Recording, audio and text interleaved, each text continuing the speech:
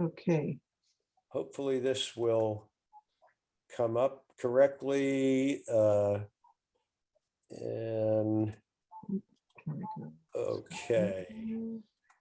So when we started the first series of classes, I wanted to highlight what the human experience was and what changes took place in the human experience, and that for 200 to 300,000 years, our species and the human experience was one of cooperation, of sharing with each other, of being all in it together. And this is before we had any notions of property, possessions, ideology, politics. None of that existed.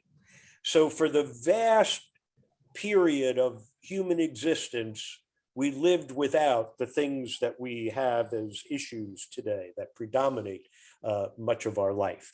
Anyway, and as we discovered agriculture and we became settled on a spot and we developed excess, that excess became wealth.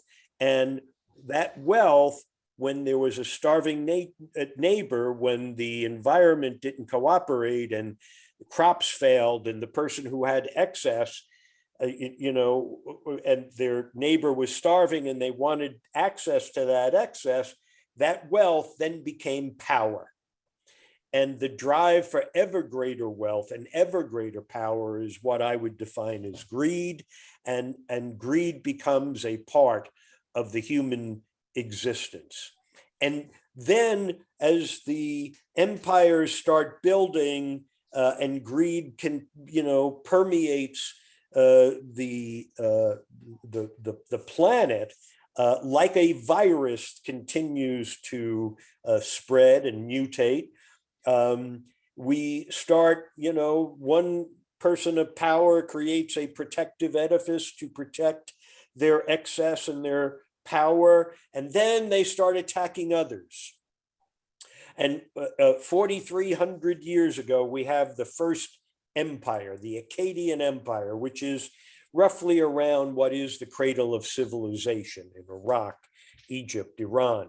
And so that empire now starts, becoming predatory and going after other empires, and wars, and slavery emerges, and it's really brutal. The human experience becomes one of brutality, and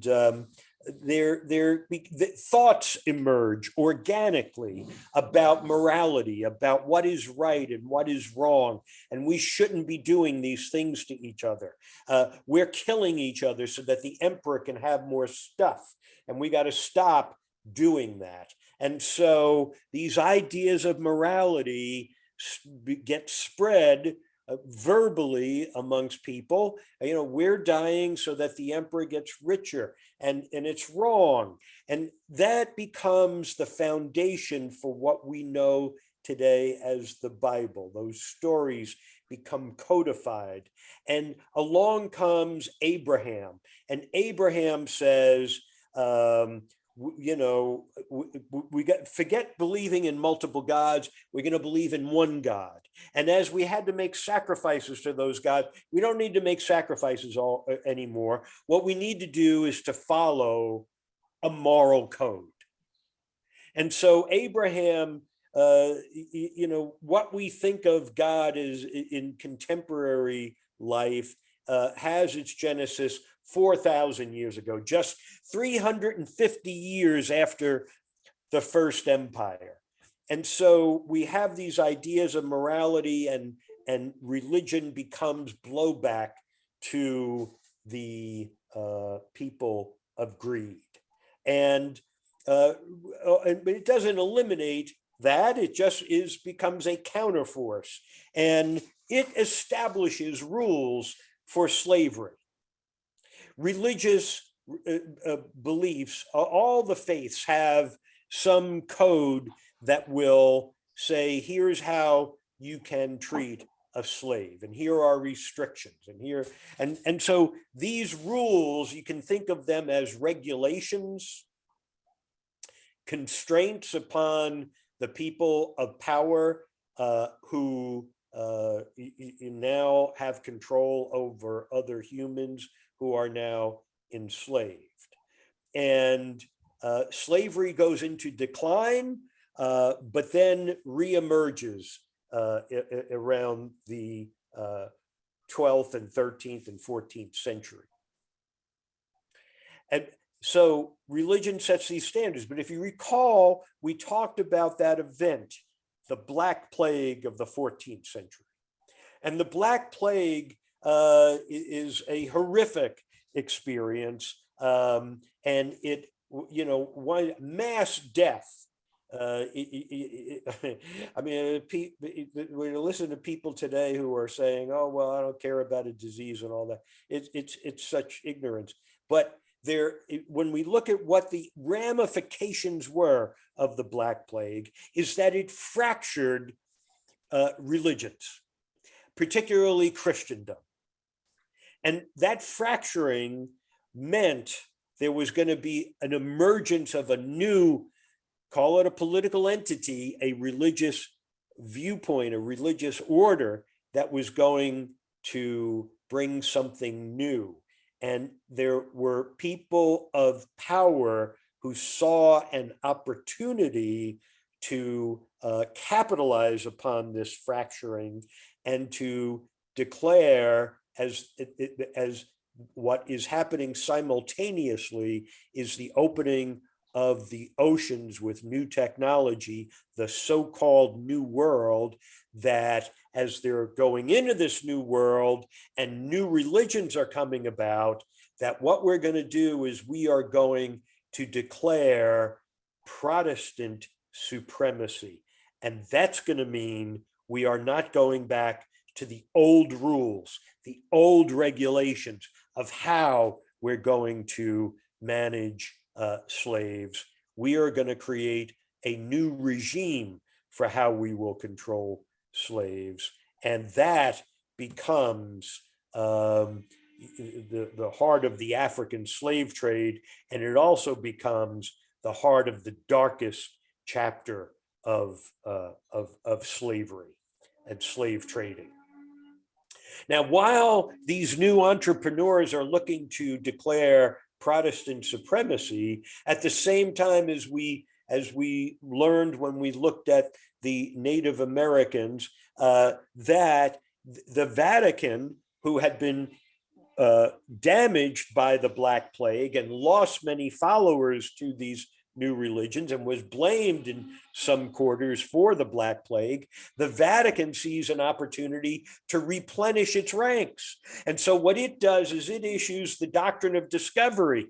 As you go into the New World, when you discover new lands, convert them to Catholicism. That's what they want.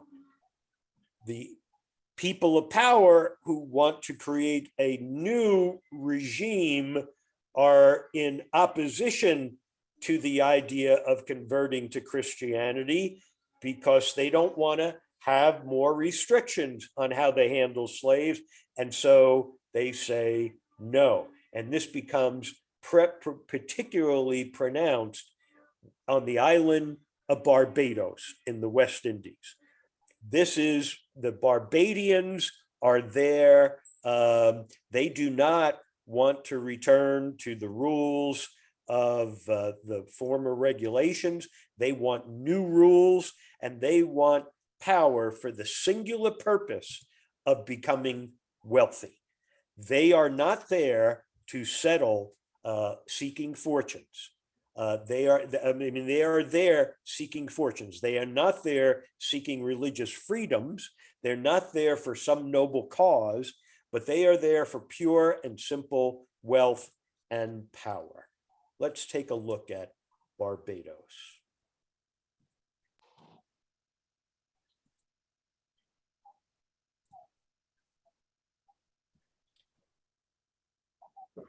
Okay, get that. And Europe, as a whole was looking for expansion. So whether you were British, French, Spanish, Dutch, whatever.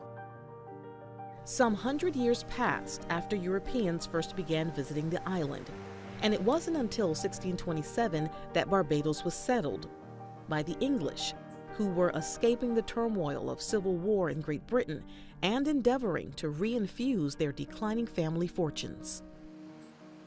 It is said that they nailed a cross to a tree claimed in the name of King James I of England. It would have been hard to settle initially, covered with bearded fig trees, and all they had were axes and saws to chop them down and till the land with a few cattle. So it would have been tough settling it, but within a very short time, it became obvious that it was a perfect port for the English. The society comprised a small number of wealthy people who were privileged and who were given land grants, and a large number of really peasant farmers and servants. The earliest map of Barbados shows the settlements all along the western and southern coasts, and these settlements were all designed to provide the landowners with 1¼ miles of land inland and 1/4 of a mile at the sea, so that each and every one could produce their goods and ship them themselves from the coast. My father's ancestors came here in 1627 and 1635. So my father's family go back a very long way. This island in the tropics beckons you and offers fame, and offers fortune, and offers the springboard to greater riches. And so Barbados becomes a place where one can derive extraordinary wealth. And let me see if I can get this. Alan Taylor, one of America's most prominent historians, Doris Kearns Goodwin, McCullough, all those others, forget them. They're not serious historians. It's people like Alan Taylor. And so he says most early Barbadians came as indentured servants. Now, we had the people who came to settle and create wealth, but then they needed the labor, and the labor came in the form of indentured servants. Those are the people we talked about last week from the Enclosure Acts. They initially came from England, but increasingly from Scotland and Ireland as well. The planters justified slavery as the proper fate for non-Christians. Okay, one of the reasons they didn't want to convert to Christianity is because they wanted to keep these people as non-Christians, but because that justified them being slaves. And it was true especially if their skin was dark. Solicitous of planter power and patronage, the Anglican clergy dutifully refrained. The English refused to convert slaves, diverged sharply from the practice of French, Spanish, and Portuguese masters. Remember, the French, the Spanish, and the Portuguese, they did want to convert people to Catholicism, who felt religiously and legally bound to promote the Catholic initiation of every soul while they exploited the body. So not to mean that they were good guys. On Barbados, the great planters monopolized seats in the elected assembly. Think about today and the structure of the people that we have in power, as well as the appointed council and judiciary. Because most land belonged to a small elite, the property requirement disenfranchised about 3/4 of the white men, to say nothing of either the white women or the black majority, neither of whom had any political standing. No other English colony so tightly restricted the electoral franchise. think about the contemporary issues of restricting voting. Things don't change all that much. And sugar had become the profitable crop on Barbados. And it was mostly in the beginning of the settlement in the 1600s, it was primarily a product of the work was done by indentured slaves. Let me get to our next one. Share that.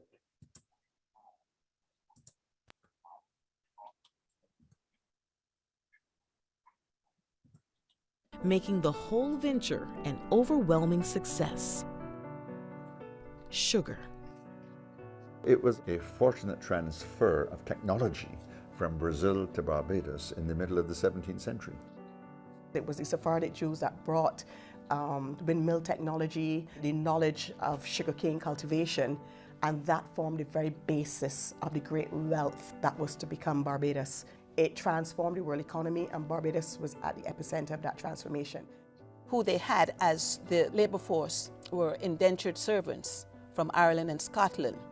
People regarded Irish almost as sort of like a different subhuman group of people whom it was okay to exploit and dehumanize.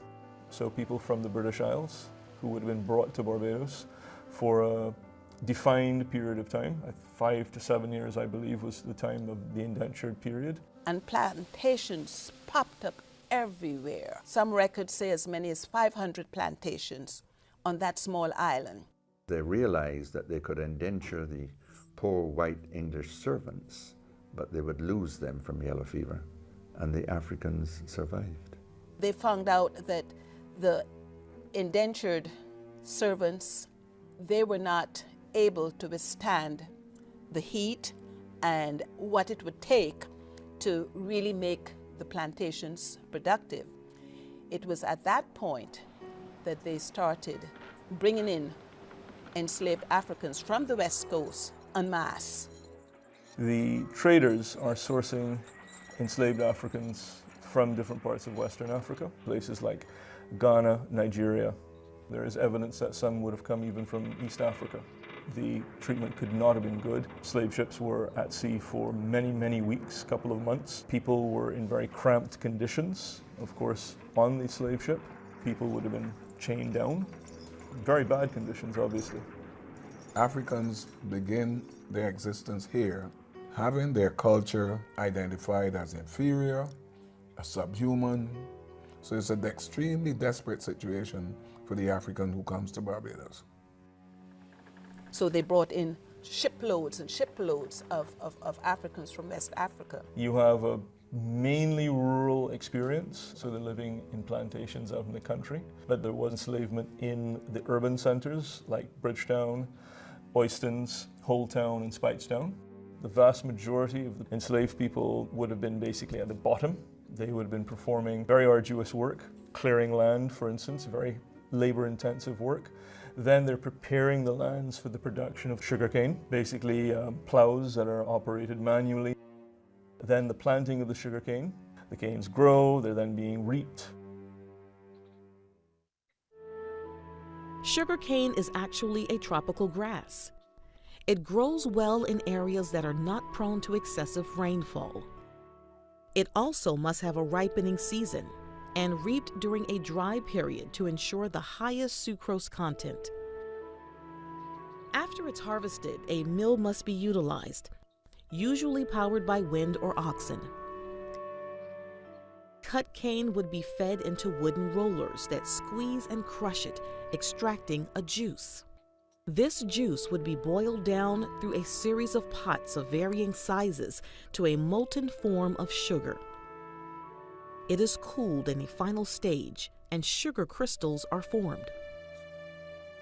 It was an elaborate process that required skill and many resources. If you make a mistake, then you can spoil a whole sugar crop. A successful sugar plantation on Barbados would have a minimum of 300 working enslaved peoples.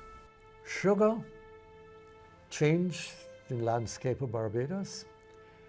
Sugar changed the demographic landscape of Barbados. Sugar changed the culture of Barbados. And sugar created a system.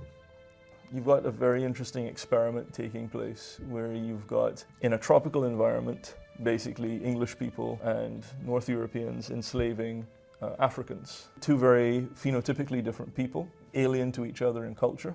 One has authority, complete authority over the other group, right? So obviously that would have been reinforced by, corporal punishment. There is a practice of social control by means of apparatus of violence. And of course, the enslaved people have no recourse. They're not supposed to answer back. You learn how to respond non-aggressively. You had a clash of civilizations that people who probably would not have interacted with each other, all of these people came together and something new was birthed. It really ushered in the industrialized era. It says it's ushering in the industrialized era, but if you recall, I had said previously that let me see if I can get myself out of there. I had said previously that when we're taking salt from Iraq in the 10th century and moving it across the continent, that became a form of the Industrial Revolution. It was mass production. So we look at mass production, and we're looking at the 1600s and seeing that sugar is now something that is being mass produced. And so it's suggested that maybe the Industrial Revolution begins here. Others are going to argue that it won't happen until the middle of the next century, when mechanical systems emerge as a product of the discovery of steam. However, I would argue we go back to the 10th century and we look at the displacement of people from their homelands, picking up people on the continent of Africa and moving them from the East Coast to the West Coast as part of the salt apparatus of the trade that was taking place. That it's really there where we start to see mass production, and I would argue that's the beginning of the Industrial Revolution. It doesn't much matter. It's just to see that these things didn't just happen in one particular point, that this is following a larger pattern of saying, look, we now have discovered a way of getting even richer and more powerful than we were before. As I mentioned, we began the plantation business model off the coast of Africa before settling in the West Indies. That business model of the plantation was brought into the New World. The idea of picking up people from their homelands and moving them far away from their roots wasn't born in the West Indies. It was brought there from the continent of Africa. It's not to try to ascribe blame for any of it. It's just to recognize these things are a manifestation of broader patterns. And we were talking before class about, people want to look at Putin today as if he's somehow unique. He has not discovered any new ground. Mind you, this is stuff that has gone on. This is following patterns. And we need to look at those patterns because it's a systemic issue, not just one individual ad hoc event. And sugar, and so much of this that becomes centered on commodities. We had salt, which was the refrigeration of Africa. Again, it became a commodity. Sugar becomes a commodity.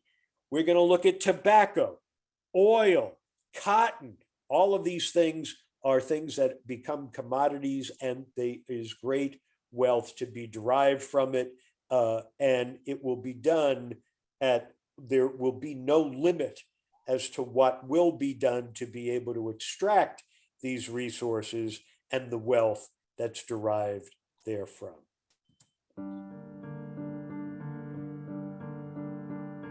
Barbados' economy was booming. It was quickly becoming the wealthiest colony of the New World and the most densely populated country on the planet. Barbadians were considered to be the richest people in the world. So you found that some of the most prominent families from England and Europe would have come here seeking their fortune, having huge plantations.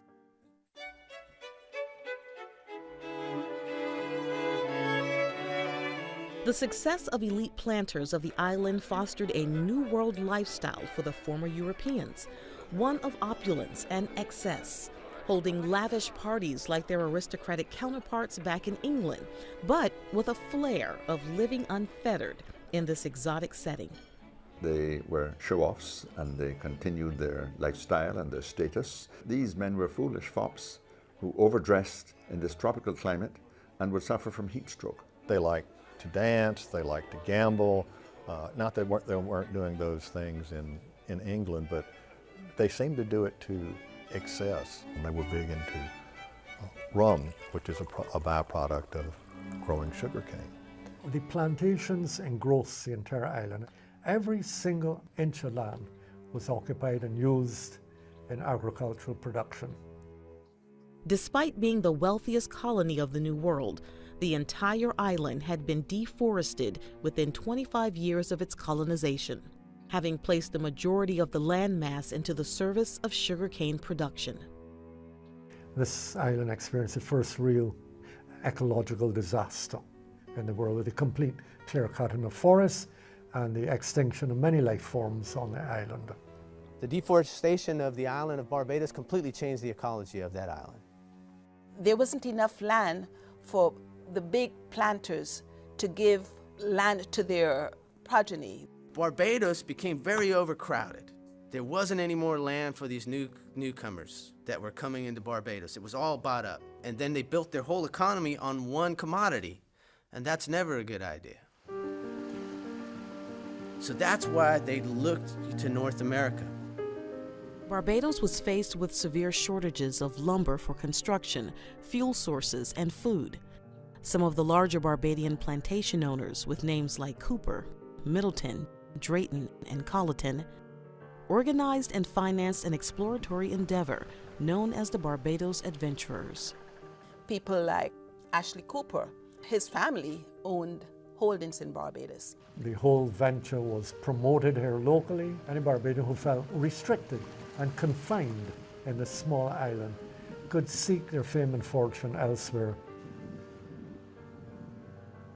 Captain William Hilton was tasked with leading the expedition that arrived first in Port Royal, a small fortification near what is now Beaufort, South Carolina.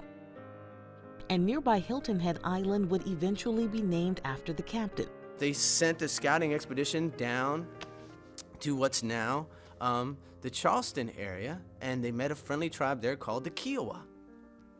And the Kiowa tried to build a relation with these Barbadian planters because they needed protection from other groups. The Kiowa directed them to an area where two rivers came together. When the Barbadians landed, they claimed it in the king's name, calling it Charlestown.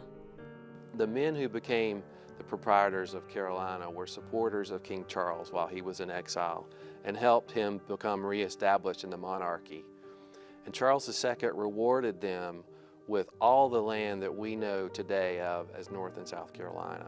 Basically the southern United States, which was called Carolina by King Charles, and he gave it to the 8 lords proprietors. Everything but Florida, which was still Spanish. One of the proprietors was Sir Anthony Ashley Cooper, and that's where the Ashley and the Cooper River get their name. By the time the Middletons made it to Barbados in the 1670s, they encountered a Barbados that was already fully developed at that time. Sugar had taken off, and they tried to establish themselves, but were not able to. One of the Middleton brothers, Arthur, became involved in bringing slaves into the island. They continually had to import more and more people from Africa to keep up with the labor demands and auction them right off the ship to planters who needed enslaved people. So after a few years of being involved in this kind of activity, they eventually decided to take advantage of Carolina opening. One of the greatest. Okay, so it's important to understand that they find this crop that can make them extraordinarily wealthy, and understand that when you harvest sugarcane, you have to put it into production very quickly. You have to process it quickly or it goes bad. That meant, and they would operate these huge mills to squeeze the juice out of it and then process it into sugar. And they would work their slaves around the clock. And the reason that they had to have a constant flow of labor coming in is because they were working their slaves to death. They found it was cheaper to simply buy more slaves than to operate in a way that didn't cost them their lives. And so, and also because they said, well, if we don't process as much as fast as we can, we won't make as much wealth and power. And so if we have to work them to death, we work them to death. Therefore, they wanted, again, another reason why they did not want to be under the regulations, the constraints, restrictions of religion that would say, wait a minute, you can't do that. There's limits. No, they wanted no limits.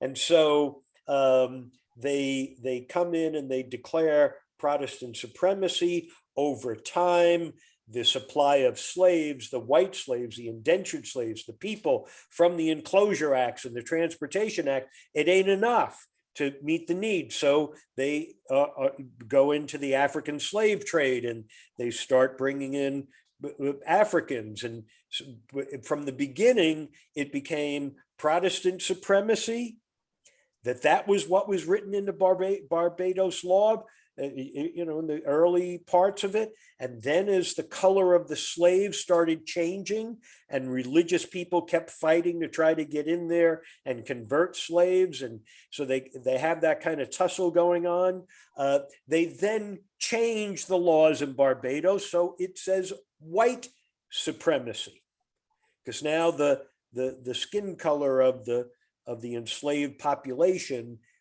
is no longer white, it is predominantly black, and so they declare white supremacy. And then what you have is they have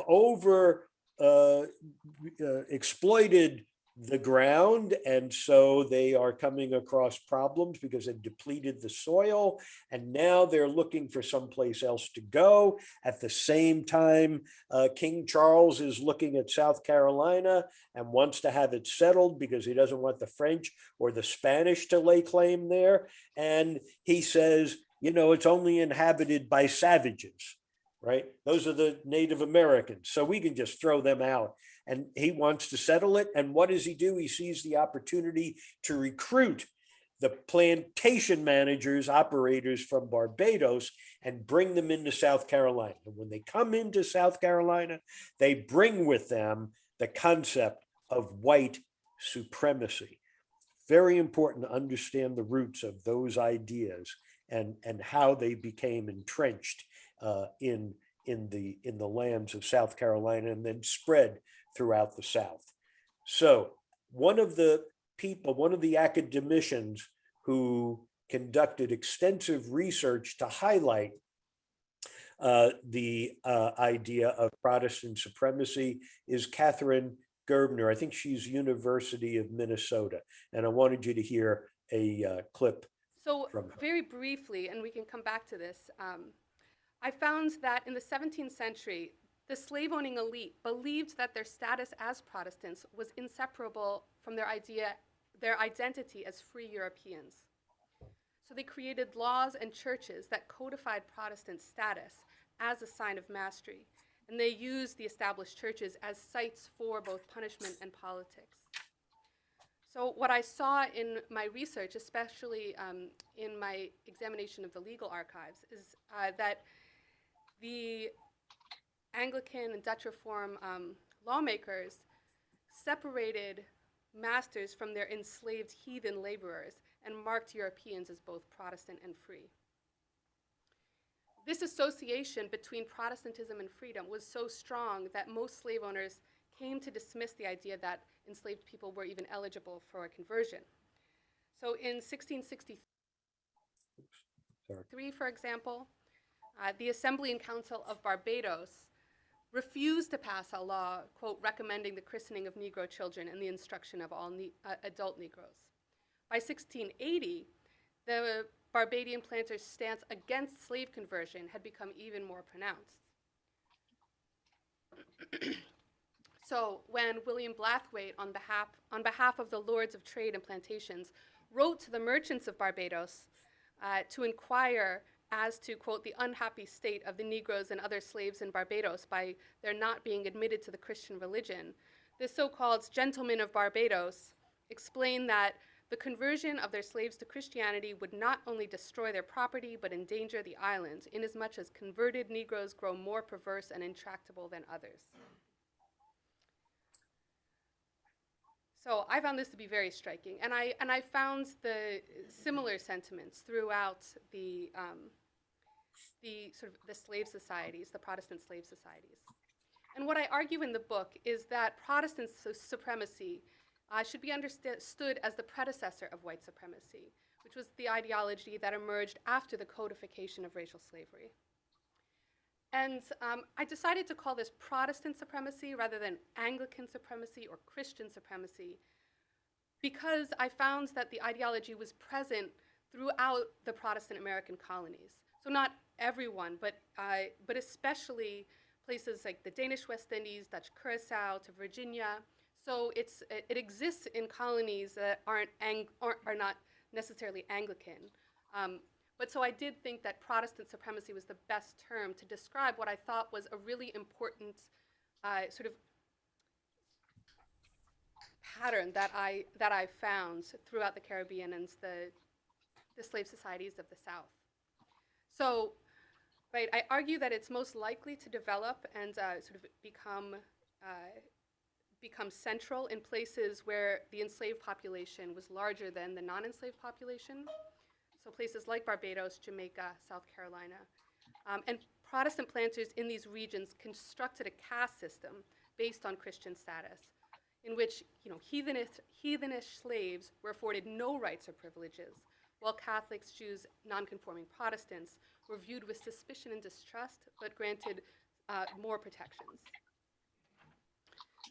So as a result of sort of this creation of Protestant supremacy, when Protestant missionaries arrived in the plantation colonies, hoping to convert enslaved Africans to Christianity, and this really doesn't start happening until the 1670s, they encountered slave societies that had already developed churches that are founded on exclusion.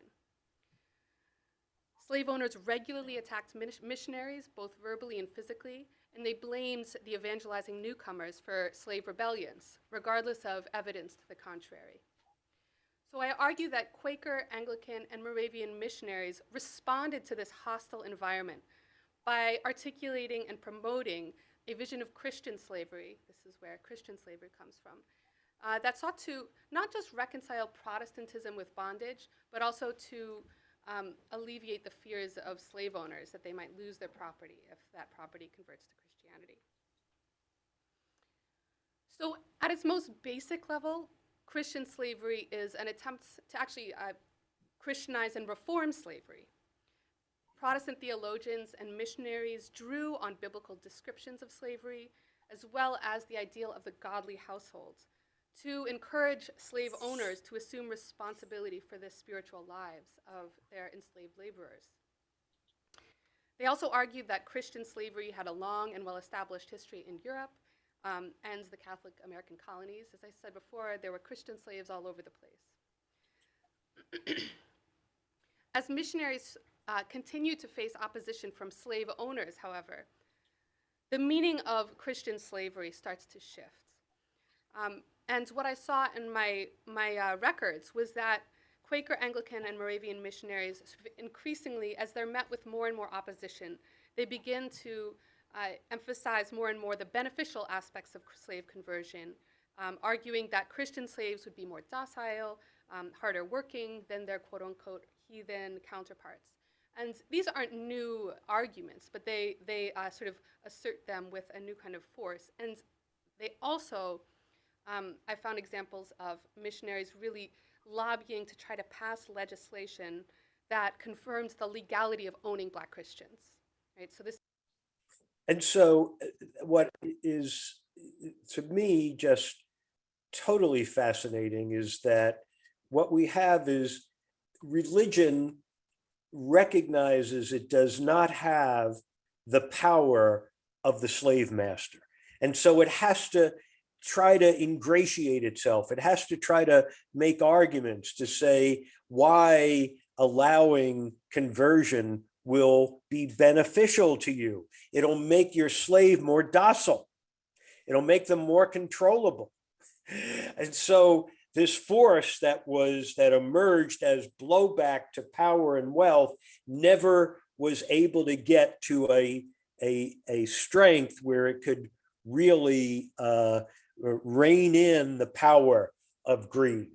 And I would argue to you that the great conflict of the human experience since we discovered agriculture was, is there any way to set boundaries on greed? It's an important question to think about because, I mean, if you look at our country and what gets spent on political elections and all of that, it is, and while they're screaming, oh, we have so much undue regulation. Are you serious? It's virtually without restraint. I wanted to highlight the work of Catherine Gerbner because her scholarship is very important. She has, in her research, truly exposed some very important points of history in Barbados that become the history of South Carolina and become the history of America. Here's just another clip of Catherine. There was this real fear about what would happen if enslaved people were allowed to be baptized. Mm-hmm. That's very, very interesting. When we talk about, I know you talked in your book about Protestant supremacy. What is Protestant supremacy? Right. Yes, this is a term that I use to describe this anti-conversion sentiment, but it's more than that. So Protestant supremacy, I really see as the forerunner to white supremacy. So white supremacy uses race to create inequality, and Protestant supremacy uses religion. So we can see this in the earliest slave laws in the English colonies. Colonists didn't call themselves white. Instead, they called themselves Christian. So the concept of whiteness didn't exist yet. And what Protestant supremacy did was it utilized this anti-conversion sentiment to make religion a cornerstone of slave law.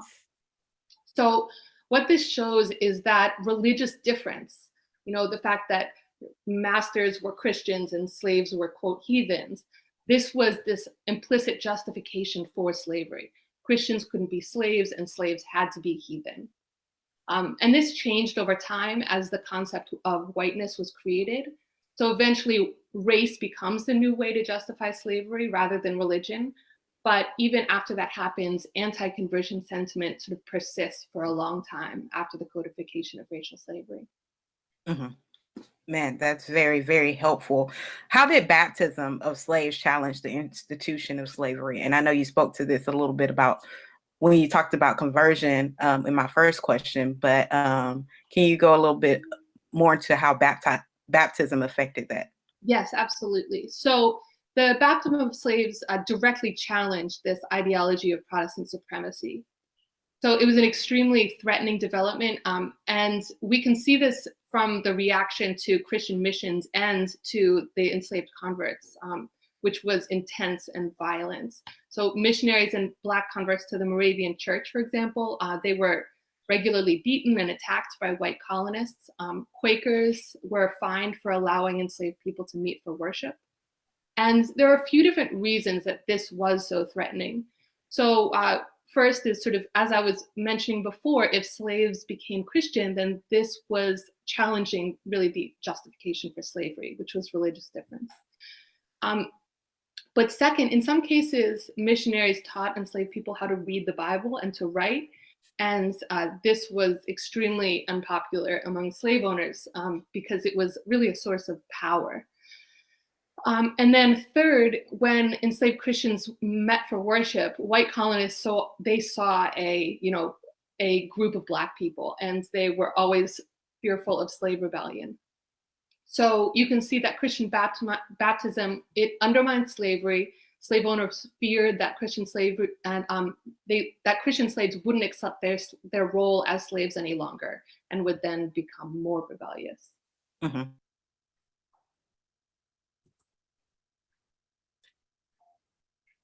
Okay, so Lauren, I think we can open for discussion, comments, questions.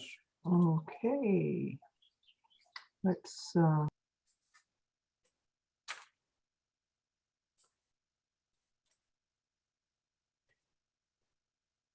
here we go. People can start their videos again, and we can take questions via the raise the hand, or put something in chat. Before anyone else gets a chance, I was just thinking that it was it's interesting that if you were to look at Blacks in our nation, they are overwhelmingly Christian, and they are overwhelmingly, in fact, more of a Protestant Christian. And I'm thinking that it must have come out of this whole survival technique, I guess. I think it's one of the great ironies. I think when but it's also, I mean, it's a fact that the doctrine of discovery has not been taught to us in schools. So if you don't know what the Vatican did, you can't, you think, well, you're just ignorant about it. And I think it's one of the tragedies. And what happens in Barbados, remember, they're declaring Protestant supremacy, and they don't want people to be converted to Christianity, and they don't want it because that will change their status as a slave. So if you're a slave, you're saying, wait a minute, maybe I do want to convert to Christianity so I can get some relief from the tortures that I'm experiencing. But again, it's based on reacting to what's in the moment and what might give you a way of surviving without looking at, look, if I can ingratiate myself to the master and get some relief, it is just to try to survive another day. It's not because the master was very good to me. Yeah. But it really took hold, though, right? Sure did. And you have to understand that for people who were living in an enslaved world, and I'm talking now in the new world where all restrictions have been removed, this is a very desperate existence. And when there is absolutely nothing that you can look to for help, the one thing you can still turn to is religion. It is really an exercise in desperation, in my view. Right. Ed, you had your hand up. Yes, I have a question. Was sugar the only product? But I had learned that we had a book club discussion of the French on Saint Dominique for indigo, because that whole archipelago was a source beyond Saint Dominique for the French, and the French were doing exactly what the British were doing. And it was very funny, a very interesting book club about the daughter of the owner of the plantation. And she said, I'm as strong as my brothers. I want to be sent over to South Carolina to carry all of the information and who were the people who knew how to process. And what you said about sugar was the same thing with indigo. It was a very complex, time-related situation. Was the same thing happening on Saint Dominique? Have you studied that at all? Well, yeah, there's a lot that's written about what goes on the islands as a whole. There's a book that I really like is Tacky's Rebellion, which is just a couple of years old now by a professor from Harvard, who we've seen on some of our videos. Tacky's Rebellion, Tacky's Revolt, I think it is. I may have an excerpt in the paper that I sent out. But anyway, so he talks about the islands and what was the plantation in general. Now, sugar is the predominant product, but you're right, indigo, rice, cotton.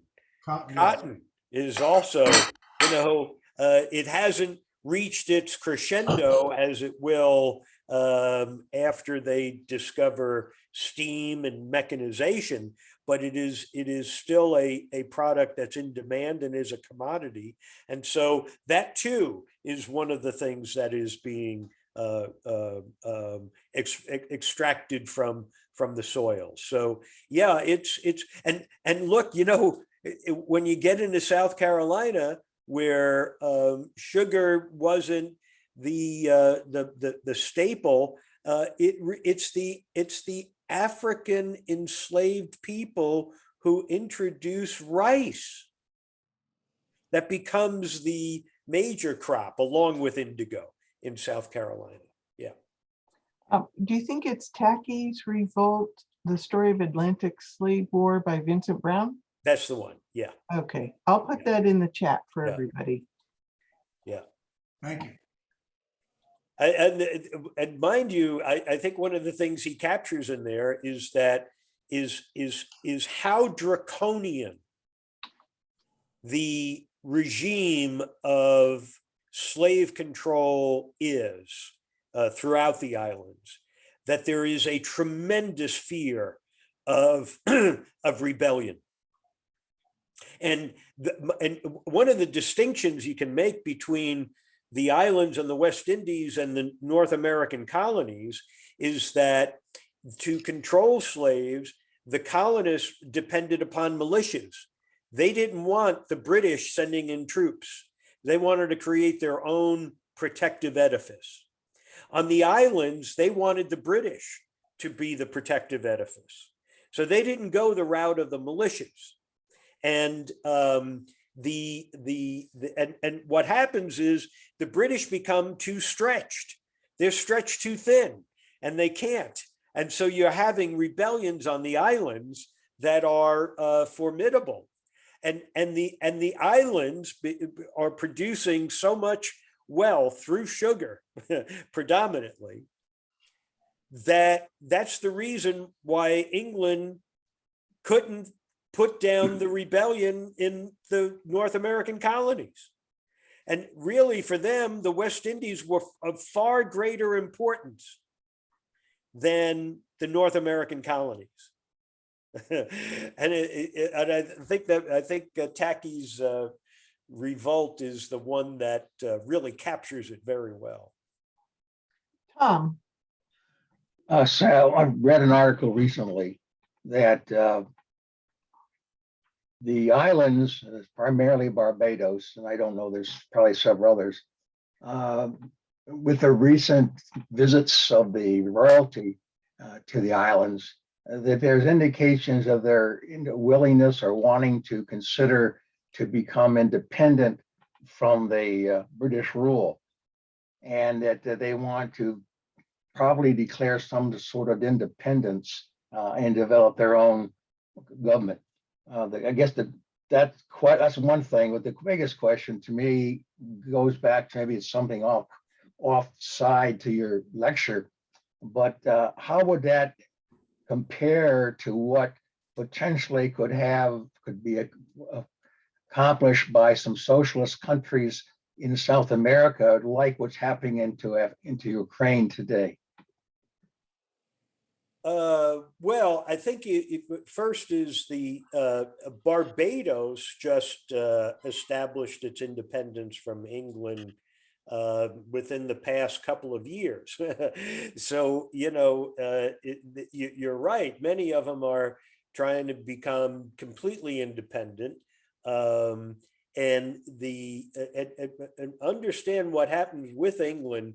They eventually end the slave apparatus through their island holdings, and they pay reparations, not to the enslaved people, but to the slaveholders. When they took away slavery, they compensated the slave owners, but never did anything to compensate the enslaved people. And we'll talk about that later on in the series of classes, but it's important to know that. What you have through South America has been where the powers, the people of power, and that would include America, and business interest in America, with the support of the Central Intelligence Agency, of creating strong man leaders who would benefit from whatever the economy was, while keeping the rest of the population in poverty. And the fights that you've had have been to remove colonialism and the residue of colonialism that has lingered. But there's never really been a complete overhaul of government where you took when the Spanish invaded and took control and enslaved people, you then have to say, okay, we want to reverse that and we want to fix it. Well, that's never happened. So what's happened is you may overthrow a government, but what comes in after that? Something that's just like it in many cases. And because you've had foreign governments like America with the Central Intelligence Agency, who was saying, we're going to remove, for example, Arbenz from Guatemala, who was trying to create a more socialist government, something along the lines of the European Union. What did we do? We removed him from power and then killed him. And that's just one example. There's many more. And so there's, when you take something like a Ukraine, once you break it, can you put it back together? And if you can't put it back together, what then emerges? It's not going to be like what it was. So when you look at what happened when we attacked Iraq, Donald Rumsfeld was famous for saying, we don't do windows, meaning that we don't do country building. We'll overthrow that government. And when they're overthrown, it's up for the people in that country to rebuild themselves. And so what did that do? It opened the door to an insurgency that was going to be as brutal, if not more brutal, than Saddam Hussein. It opened the door to ISIL. And so, when you break it, you own it, and it may come out much worse than it was before. We have a comment here from Margita as well. Religion is also a way to endure without rebelling and to find solace in the afterlife. Marx, religion is the opium of the masses. Yeah, well, religion can, is like anything. It can serve a good purpose or a not so good purpose. So, what do you do with it? What do you do with it? That's the question. It's like I've said before about like technology. Is technology inherently evil? No, technology is just technology. It's what people do with it. Can you use it for good or can you use it for evil? And the answer is yes to both. But it comes down to the choice. What do you do with it? Religion can be a very formidable force in compelling people to think about moral issues. But it can also be compromised when the people of power are the ones who can dictate what that institution can and cannot talk about. So, that's kind of what you got to consider. Yeah. Yeah. Does anyone else have any questions or comments or? Okay. Well, thanks, everyone. Hope you've enjoyed this. I hope you're getting something from this. And I'll send you out a summary of today's class. And next week what are we doing? Well, next week we're going to take we set the stage with Barbados. Now we're going to go into South Carolina and what becomes the slave code of South Carolina and how that whole development takes place.